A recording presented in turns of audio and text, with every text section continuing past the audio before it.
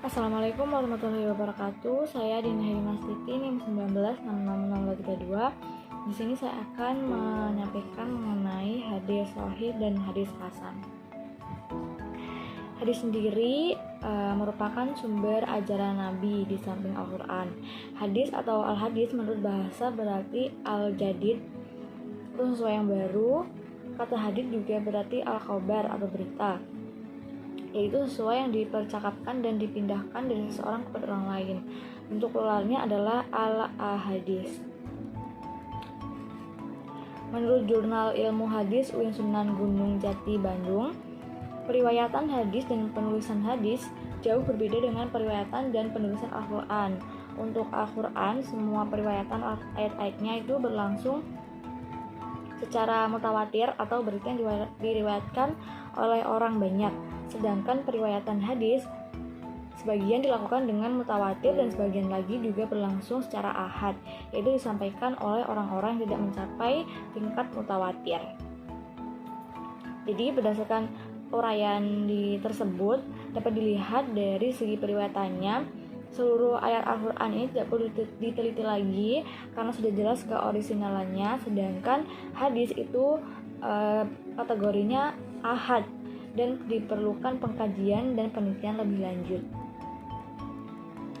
Penelitian tersebut berkaitan dengan apakah hadis tersebut masuk dalam kategori hadis sahih atau hadis hasan.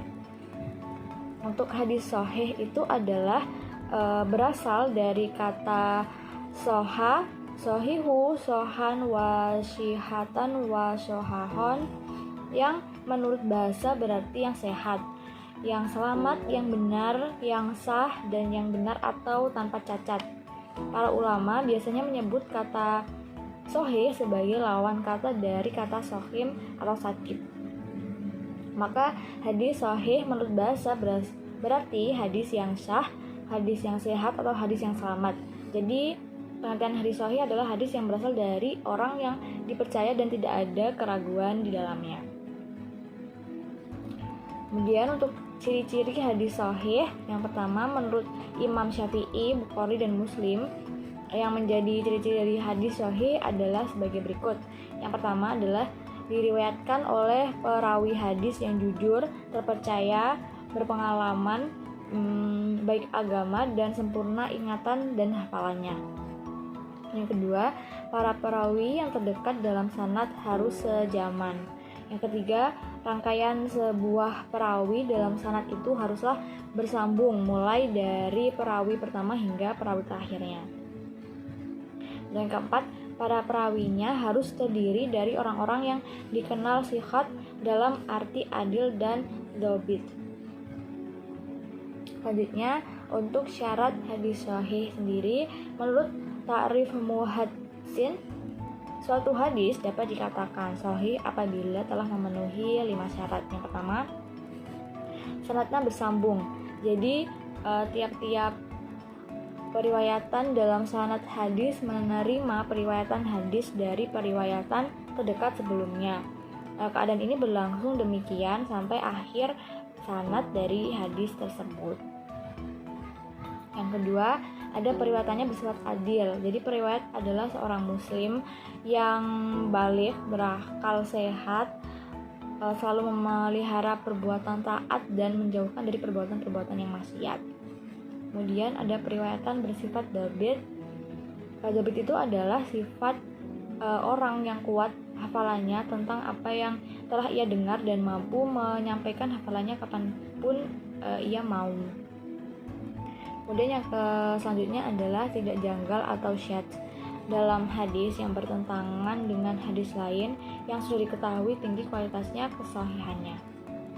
Kemudian yang terakhir adalah terhindar dari ilat atau cacat, adalah hadis yang tidak memiliki cacat yang disebabkan adanya hal yang tidak baik atau kelihatannya sangat samar.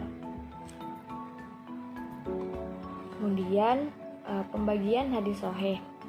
Hadis sahih terdiri menjadi beberapa bagian, seperti yang pertama, hadis sahih li dzati. syarat-syarat 5 tersebut benar-benar telah terbukti adanya, bukan dia terputus tetapi sahih dalam hakikat masalahnya, karena bolehnya salah dan khilaf bagi orang yang kepercayaannya. Jadi hadis sahih li zati ini adalah hadis yang sahih dengan sendirinya. Hadis ini berarti yang memiliki 5 syarat atau kriteria sebagaimana disebutkan sebelumnya, atau hadis yang melengkapi setinggi-tingginya sifat dan mengharuskan kita menerimanya. Dengan demikian penyebutan hadis sahih li zati dalam pemakaian sehari-hari cukup disebut dengan hadis sahih. Kemudian untuk hadis sahih li ghairihi, hadis tersebut tidak terbukti adanya 5 syarat hadis sahih tersebut yang telah disebutkan sebelumnya, baik keseluruhan atau sebagian. Bukanlah berarti sama sekali dusta, tapi mengingat masih bolehnya berlaku bagi orang yang berhak salah. Jadi hadis pada kategori ini pada mulanya memiliki kelemahan pada aspek kedabitannya, sehingga dianggap tidak memenuhi syarat untuk disebut sebagai hadis yang sahih. Kemudian selanjutnya, kehujahan hadis sahih ini. Hadis yang telah memenuhi persyaratan hadis sahih wajib diamalkan oleh kita sebagai hujah dan dalil syara' sesuai ijma' para ulama hadis dan sebagian ulama usul dan fikih. Kesepakatan ini terjadi dalam soal-soal yang berkaitan dengan penetapan halal atau haramnya sesuatu, tidak dalam hal-hal yang berhubungan dengan akidah. Kemudian tingkatan hadis sahih. Perlu diketahui bahwa martabat hadis sahih itu tergantung tinggi dan rendahnya kedabitan dan keadilan para perawinya. Berdasarkan martabat sendiri, para muhadisin membagi tingkatan sanad menjadi 3, yaitu yang pertama adalah asah al-asanid, yaitu rangkaian sanad yang paling tinggi derajatnya.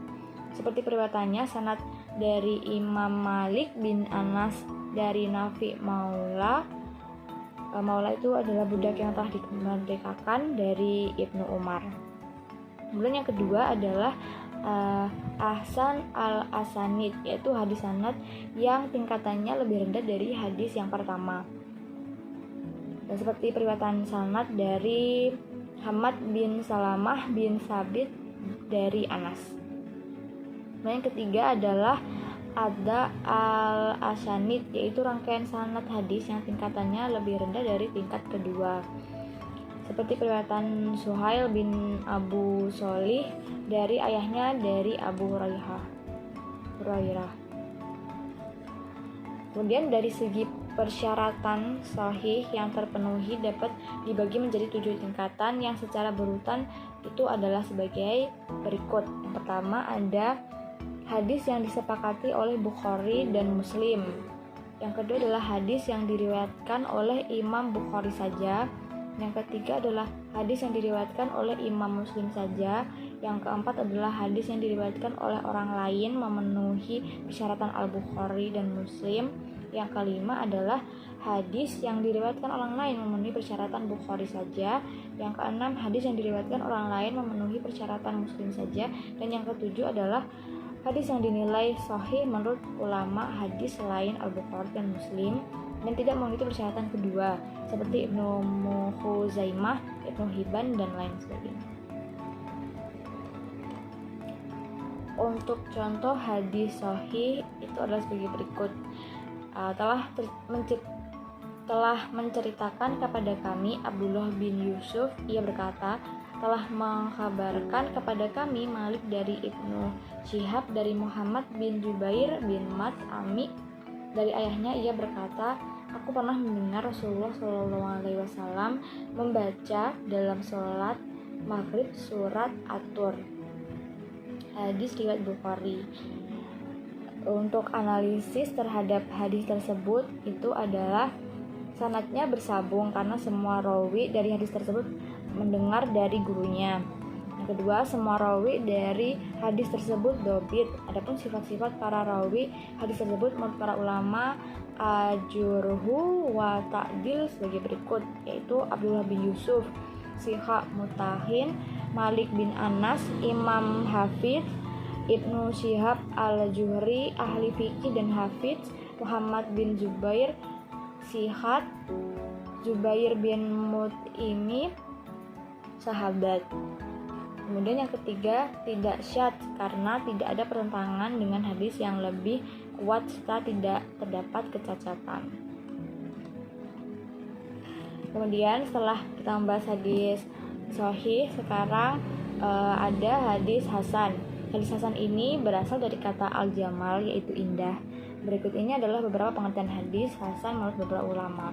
Yang pertama adalah menurut Al-Khattabi, hadis hasan adalah hadis yang diketahui tempat keluarnya dan telah masyhur rawi-rawi sanadnya, dan kepadanya tempat berputar kebanyakan hadis dan yang diterima kebanyakan ulama dan yang dipakai oleh umumnya fuqaha. Kemudian menurut Tarmizi, semua hadis yang diriwayatkan di mana dalam sanadnya tidak ada yang dituduh berdosa serta tidak ada syadz atau kejanggalan dan diriwayatkan dari selain jalan seperti demikian, maka dia menurut kami adalah hadis yang hasan.